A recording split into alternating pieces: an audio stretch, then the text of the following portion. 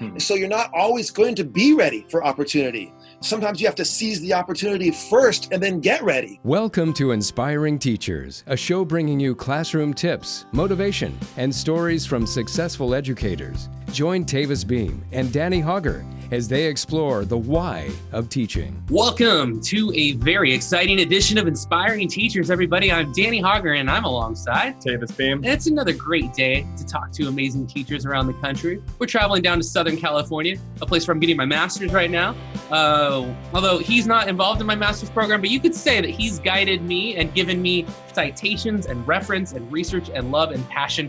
Dave Burgess is here, speaker, author, networker, brilliant mind in teaching. Dave, thank you so much for joining Tavis and I. Thank you for being here. Hey, it's my pleasure to join you. Thank you so much for having me on the show, guys. Oh, no, it's so awesome. At daveburgess.com, you can learn all about Dave's method, which is best known for Teach Like a Pirate. His audio book, his materials, his speaking engagements have lit up the world of teaching with creativity. And on Twitter at Burgess Dave, a great follow because you're always sharing really wonderful things from motivators. A lot of your network are people we've had on this show. And so I'm just so pleased that you're here. And I want to know, I know what you're doing now. I know what you've been doing for the last 6 years, but how did you come into education? I don't really know about your journey. If you could enlighten us with that, that'd be wonderful. Yeah. Okay. So here's how it all started. My gateway drug into teaching was as a basketball coach. Nice. And so I was doing all sorts of different things. And then I saw an ad in the paper for a junior varsity boys basketball coach at a high school here in San Diego.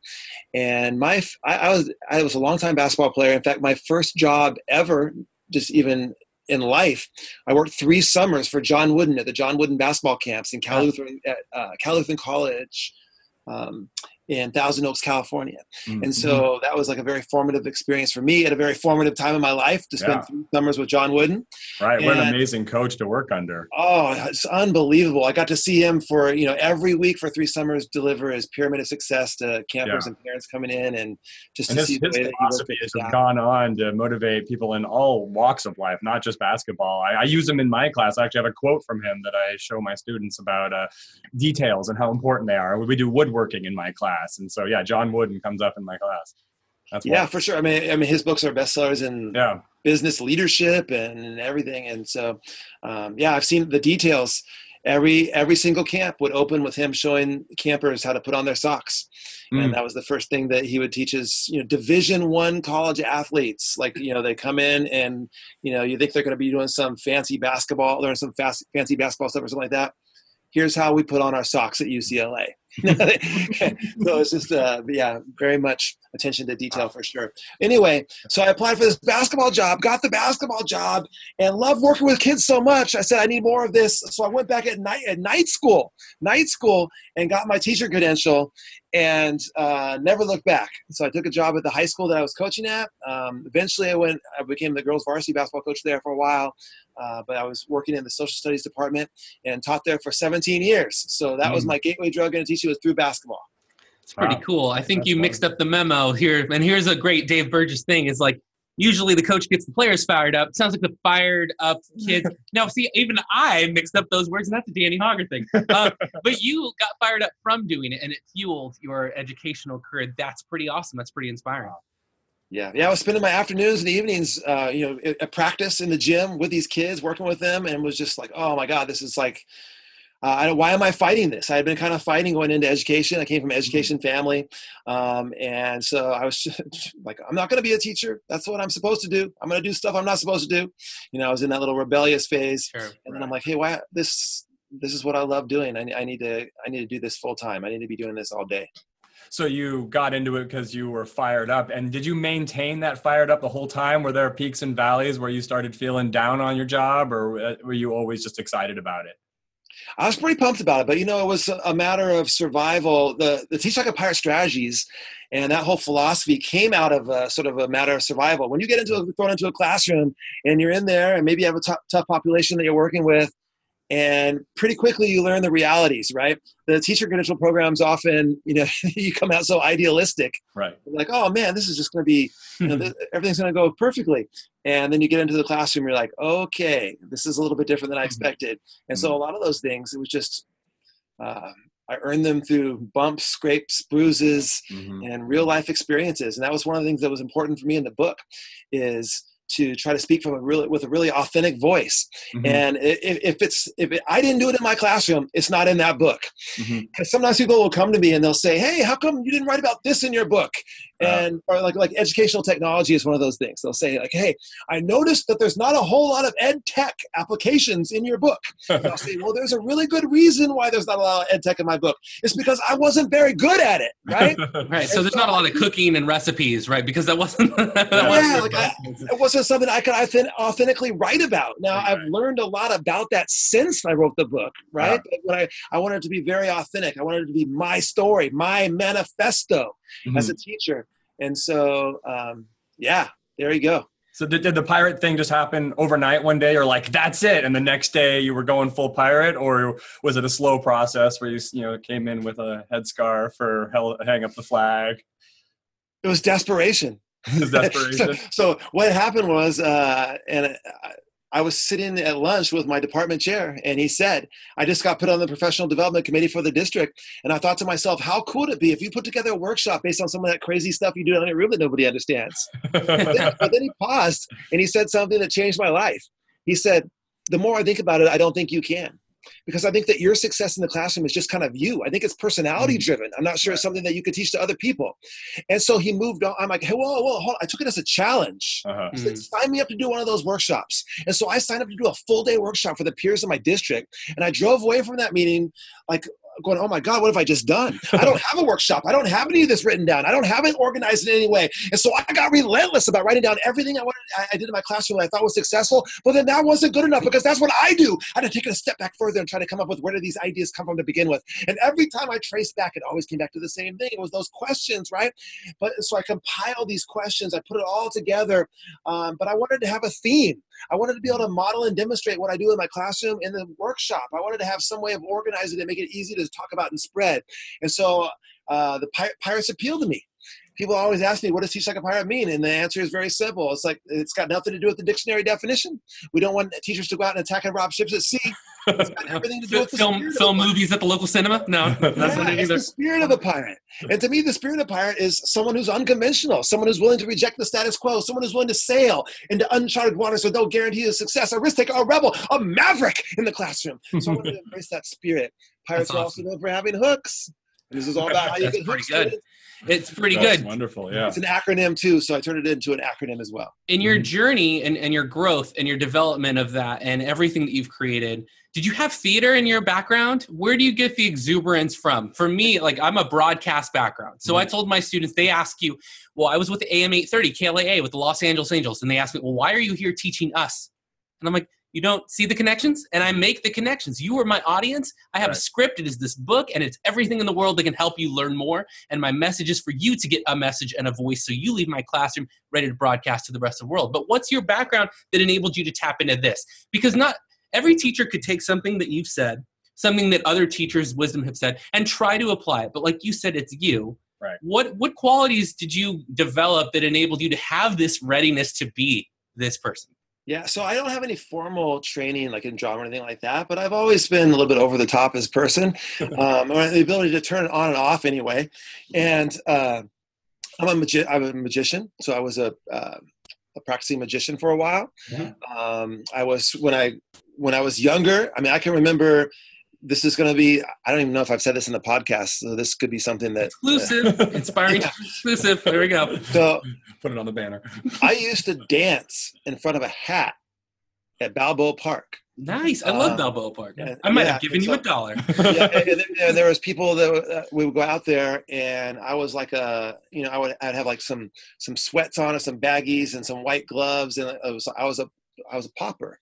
Uh-huh. And so I used to dance in front of a hat at Balboa Park. And then I got into magic. I was also an MC for a long time. So I have a background as an MC. And so all these things came together to create, my style of teaching. And I always tell people though, that my Teach Like a Pirate is not about anyone teaching like me.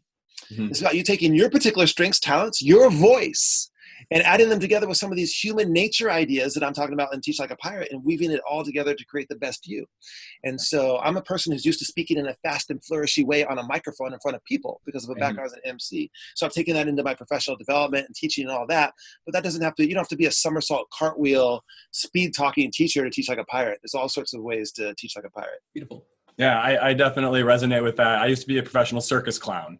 And so I did a lot of juggling. I had juggled in front of a hat as well in different venues. So bringing that authentic me forward was really vital for me to become the teacher that I am now. I really explore a lot with a lot of the philosophies of clowning and how they apply to the classroom. Like, you've got your set thing that you're there to do, but clowns are in the moment. Clowns are real. Clowns have to respond to whatever happens right here, right now, as much as you want to get to your curriculum or your juggling act or whatever it is. So it's nice to see that, that same kind of philosophy came from magic and dancing, that being very real, being very present with your group. Yeah. Yeah, and so this is something I actually wrote about in the book too, is that it's one of the toughest professions in the world to be a busker. So busking is the art, the art of street performing, and it does have a lot to do with teaching, because what you have to do is you have to, first of all, you have to draw a crowd. So people that are not there to see you, they're there to do something else. You have to take them away from what they are going to do, draw them to you, right? And then not only that, so they didn't want to be there to begin with to see you. Now you've drawn them in. Now you have to hold that audience for the entire time, because at any particular moment, everyone is just free to walk away. Yeah. And so you have to learn how to hold an audience too. And then at the end, you have to learn how to pitch, right? And so you have to get people who didn't come to see a show, now stayed, they're captivated, they watch a show. Now you have to get them to go inside of their pocket, draw some money, and put it into your hat. Right. And so if you don't think there's any applications to teaching to that, you're crazy, right? Like, if you can work in that environment, then working in a class, a lot of those skills are very useful in the classroom. I often think that I'll be a better clown after 20 years of being in the classroom too, 20 years of responding to what's really happening in front of me. I was in my early 20s when I was a clown before, and now that I'm in almost my 40s, I feel like if I were to step back on stage, I'd be a better clown too. Yeah. I love to, even to this day, I just love to go to places where buskers are performing, street performers, and just watch their art, right? And just see how, and the best ones, I could watch them for hours, because I like to see it from the very beginning when nobody's there, and just to see how they just, even in the process of getting set up, they're drawing a crowd, and people are starting to gather and marking off their territory, and people are coming. And it's a fascinating art, the art of busking. And so if you're ever in a place where there are street performers, first of all, watch them not just as to be entertained, but watch them to learn something about how they do their business. And then also give them a little money at the same time. I always pay street performers. Absolutely. You just pointed out something really interesting, that you will like to go back and watch and learn and observe. And that tells you what kind of a teacher you are when it comes to observing other teachers as well, those you promote, those you work with. Now, on social media, when you share something like your blog about avoiding the middle seat, right? Avoiding that mentality that you observed on a plane where you were stuck, and you realize what it's like for a student to feel stuck for a long time and not engaged. So all of this that we're doing now, inspiring teachers, talking to people around the country, hearing their ideas, is you observing other buskers. It's you picking up tasks and tools. It's the purpose of this show. If you were, besides telling people to go pick up Teach Like a Pirate, to pick up the audiobook, which are great resources, you have a chance to speak to them directly right now in January 2019. What are a couple of things that you would want to tell teachers after a meeting with them? If they only had a quick conversation with you, what are some things you would say? Yeah, so first of all, get connected. Becoming a connected educator can change your life. It changed my life. And so you no longer have to be limited by the ideas that are within your school system, within your school. You can tap into ideas from all over the world, on a global scale. Not only can you tap into those ideas and draw those ideas back into your classroom, but you can share the best practices and things, the powerful work that you're doing out as well. And then that amplifies your impact.